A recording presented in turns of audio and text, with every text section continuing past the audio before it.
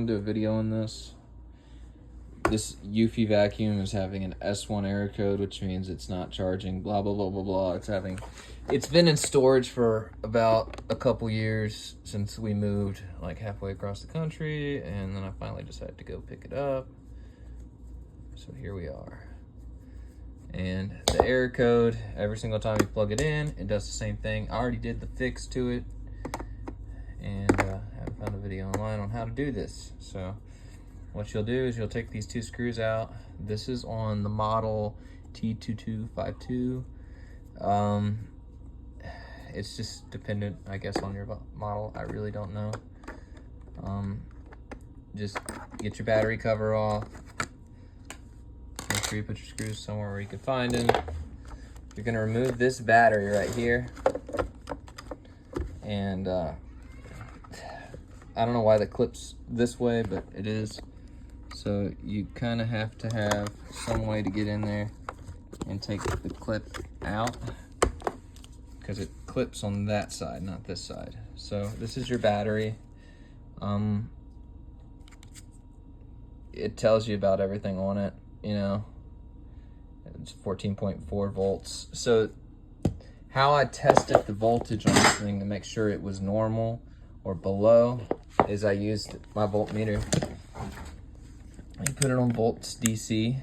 You find out what your positive and negative wire are, and it'll tell you that on here, right here. See, it says red wire is positive, that's the plus sign, black wire is negative.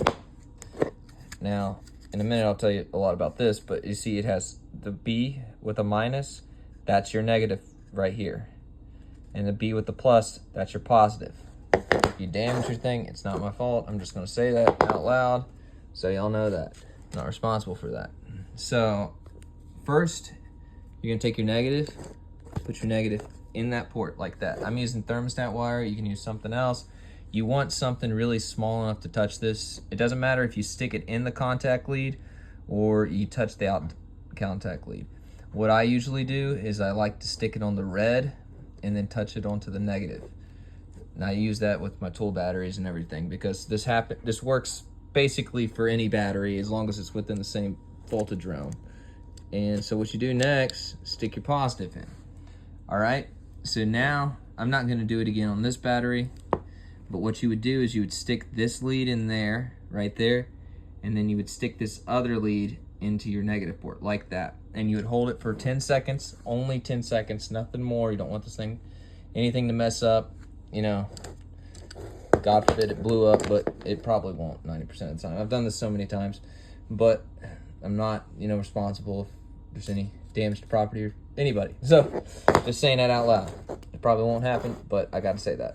So that's the gist of it. You leave it for 10 seconds, then you put it back in here, and then plug it back into your port, put your battery back into your hole, put your cover back on, all right? Cool beans, we're getting where this is going. And then, after you're done with all that, you just tighten your screws back down. I'm using a Leatherman. If you like the screwdriver, it's pretty useful. If you don't have one, if you do a lot of chores for the wife around the house, or if you're doing all the chores, doesn't matter who's doing the chores, you know, they do help. So, all right, flip that bad boy over, stick it back on your charging port, and charging. Wow, it's charging. So it works 100% of the time. Well, you know, I won't say 100% of the time, but it'll work if you're in a pinch and it won't charge. Usually you'll lose charge if the battery is setting in storage and stuff like that, and that's what happened with this one. If it has a bad cell or something like that, this will help you get by until you get a new one. But yeah, that's the fix. All right, thank y'all for watching.